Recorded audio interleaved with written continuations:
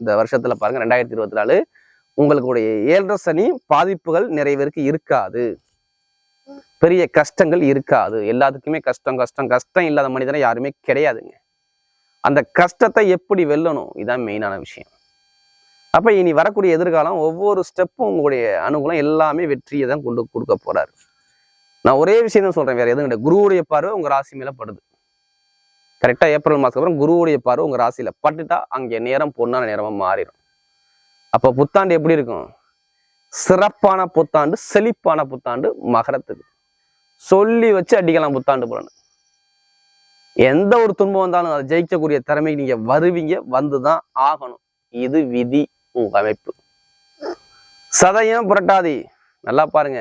சனி பகவானுடைய நட்சத்திரம் பாருங்க. இப்ப சதயத்துல போறாரா, அடுத்து குருவோட சாரத்துல போயிட்டாருன்னு வச்சுக்கல, அதுவே யோகங்க. எப்ப அவர் புரட்டாதி நட்சத்திரம் இந்த வருஷத்துல கடைசியில